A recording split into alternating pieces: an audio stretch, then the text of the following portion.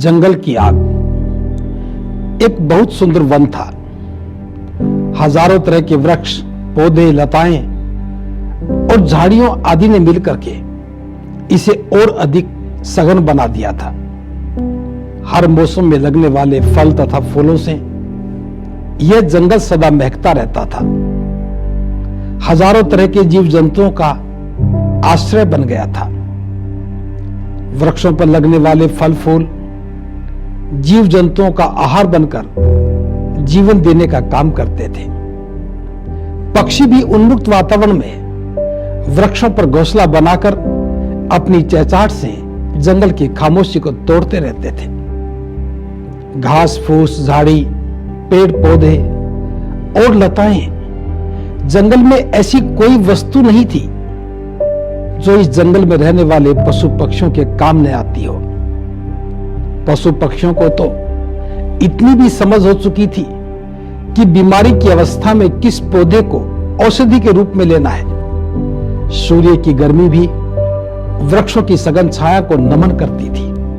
कहां पर धूप आए और कहां नहीं, इसका निर्णय जंगल के घने और लंबे वृक्षों को करना होता था।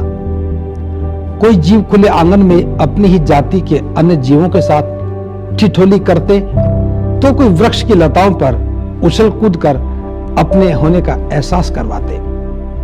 असंख्य जीव धरती को खोदकर, गुफा बनाकर या बिल बनाकर जंगल में आश्रय पाते। घने वृक्षों के कारण होने वाली बरसात भी प्रकृति का अनमोल तोहफा बनकर समय समय पर अपनी उपस्थिति दिखाकर सभी को प्रसन्नचित रखने का कार्य करती। जंगल में जगह जगह छोटे बड़े नाले, जोहड़ व पानी के बड़े बड़े स्रोत बन गए। एक नदी भी बहने लगी। यह सब प्रकृति का अद्भुत नजारा था। जीव छोटा हो या बड़ा, जंगल सबका आश्रय स्थल था। सभी की भूख को शांत करने के लिए भरपूर मात्रा में भोजन उपलब्ध था। जिसे जो भी चाहिए वह सब कुछ इस जंगल में था। बाहर से आने वाला व्यक्ति जंगल की सघनता के कारण दुस्साहस नहीं कर सकता था। जंगल उनके लिए पूरी तरह सुरक्षित था। प्रत्येक जीव अपनी ही प्रवृत्ति के कारण अपने आप को इस जंगल में सुरक्षित अनुभव करता था। कौन पैदा हुआ और कौन मरा, मानो यह सब सोचने और समझने के लिए विशेष महत्व की बात नहीं थी। हर कोई अपने में ही मस्त था। प्राय भोजन के लिए संघर्ष चलता रहता था। कभी अस्तित्व के लिए या अपना नेतृत्व सिद्ध करने के लिए होने वाले संघर्षों में जंगल की खामोशी टूटती रहती थी। लेकिन यह तो जंगल की प्रकृति है। नियमित रूप से घटने वाली घटनाएं प्रत्येक जीव के जीवन का अभिन्न अंग बन गई थी। किसे शिकार करना है और किसे शिकार बनना है, यह सब कुछ अनिश्चित होते हुए भी निश्चित था। घटना घटी और अगले ही पल सब कुछ भुला दिया जाता। फिर जीवन उसी तरह से चलता रहता। आंधी और तूफान भी अपनी शक्ति का एहसास कराने के लिए जंगल में आते और चले जाते। कुछ वृक्ष गिर जाते तो कुछ की टहनियां टूट जाती। जंगल की विशालता और गहनता प्राय निष्प्रभावी बनी रहती। जंगल की ठिठुरन, गर्मी की तपन, मूसलाधार बरसात, तेज आंधी तूफान आते और चले जाते, लेकिन जंगल जंगल ही रहता। सभी पशु पक्षी, जीव जंतु हर परिस्थिति में जंगल का आश्रय पाकर खुश रहते और सुखी जीवन जीते थे। एक दिन एक अकल्पनीय घटना घटी। जंगल में अचानक आग लग गई। आग बड़ी भयंकर थी। अगले ही पल नजारा बदल गया। जंगल धू धू करके जलने लगा। छोटे बड़े सभी पेड़ पौधे आग के सामने बोलने सिद्ध हुए। हर परिस्थिति का दृढ़ता से मुकाबला करने वाला वह जंगल असहाय हो गया। जो जंगल सबके जीवन को बचाता था, अब अपने आप को नहीं बचा पा रहा था। सभी जीव अपना अपना जीवन बचाकर भागने लगे। पक्षी उड़ गए। जो यह नहीं कर सका वह उसी आग का शिकार हो गया। देखते ही देखते आग चारों ओर फैल गई। जंगल की आग बड़ी भयंकर थी। प्रत्येक जीव भी अपने आप को असहाय पाकर केवल स्वयं को बचाने के प्रयास में भाग रहा था। जंगल अकेला था, केवल अकेला, धू धू करके जल रहा था। जो वृक्ष जल जाता वह भी आग बनकर उसी आग को और हवा देता। आग ही आग, भयंकर आग। हर कोई जीव भयभीत था। असंख्य जीवों ने तो जीवन में आग को पहली बार ही देखा था। हर कोई सहमा और डरा हुआ था। सभी को केवल अपने जीवन की फिक्र थी। लेकिन जंगल बिल्कुल असहाय था। उसे अकेले ही आग में जलना था और जल भी रहा था। जो हवा जंगल के वातावरण को प्रफुल्लित कर देती थी, आज वही हवा आग को आगे बढ़ा रही थी। हवा का यह रुख भी जंगल के लिए प्रलयकारी था। आग और बढ़ती गई, जंगल जलता रहा और जलता रहा। एक चिड़िया से यह सब नहीं देखा गया। वह इस भयंकर आग के सामने अपने आप को असहाय समझ रही थी। उसके मन में करुणा जाग उठी। वह जानती थी अपने स्वयं के जीवन को बचाने से कहीं ज्यादा जंगल का बचना महत्वपूर्ण है। जंगल से करोड़ों जीवों का जीवन चलता था। स्वयं का जीवन तो स्वयं के लिए ही है। उसे ख्याल आया, मुझे तो मरना है और मेरा जीवन है ही कितना। कुछ समय के बाद मैं भी मर जाऊंगी। लेकिन अगर ये जंगल नहीं रहा तो न जाने कितने जीवों का जीवन दुभर हो जाएगा। बिना जंगल के जंगल की कल्पना असहनीय थी। मुझे स्वयं की परवाह न करके इस जंगल को बचाना चाहिए। चिड़िया के मन में यह भाव उठा और अपने सामर्थ्य की परवाह न करते हुए आग से लड़ने लगी। वह नदी पर गई, अपनी चोंच में पानी भरा और जंगल की आग पर डाला।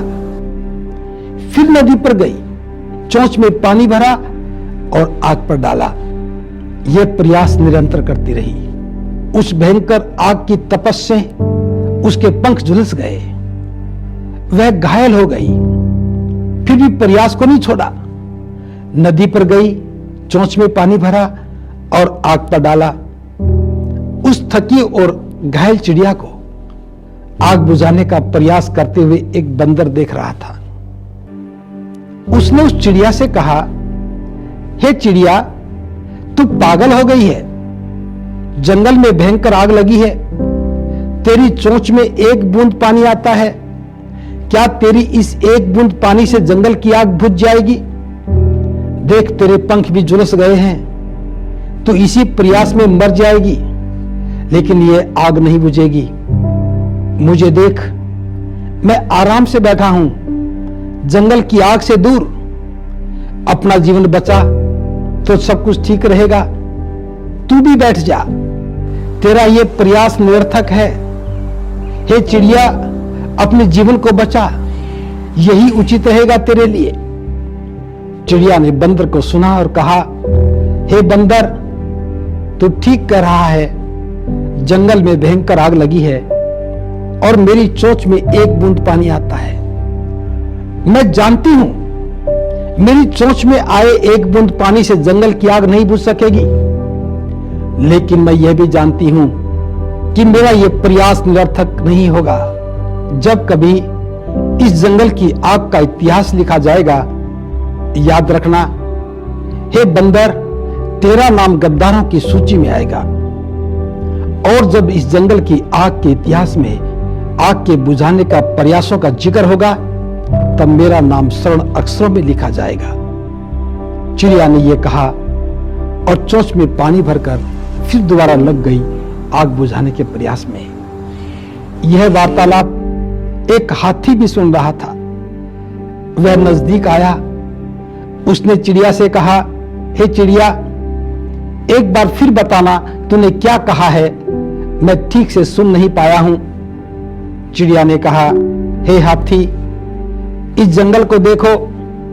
हम सब इसी जंगल में पैदा हुए हैं। इन्हीं वृक्षों की छांव में खेल कूद कर बड़े हुए हैं। इन्हीं के फल फूल और पत्तों को खाकर के जीवन जिया है। हम सबका आश्रयदाता है यह जंगल। हम सबको सुरक्षा देता था यह जंगल, आज इस पर कष्ट आया है।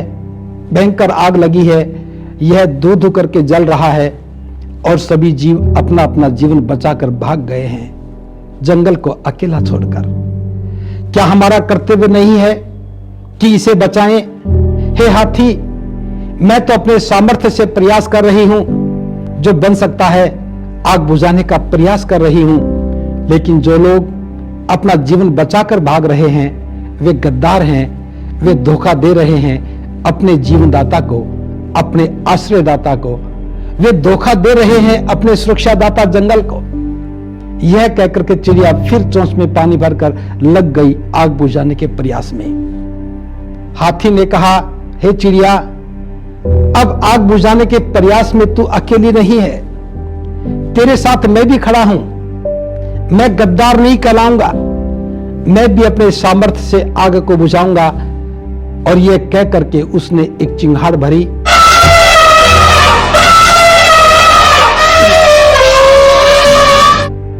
जंगल के सभी हाथी इकट्ठे हो गए, सभी ने अपनी अपनी सूंड में पानी भरा और आग पर डालने लगे। देखते देखते वह आग बुझ गई। चिड़िया का यह प्रयास जंगल की आग बुझाने में मील का पत्थर बन गया। हजारों बंदर जैसे जीव गद्दारी करके भी सुख पाते हैं। चिड़िया और हाथी का यह प्रयास हमेशा नई इबादत लिखता है। यह कहानी यहीं समाप्त नहीं होती है।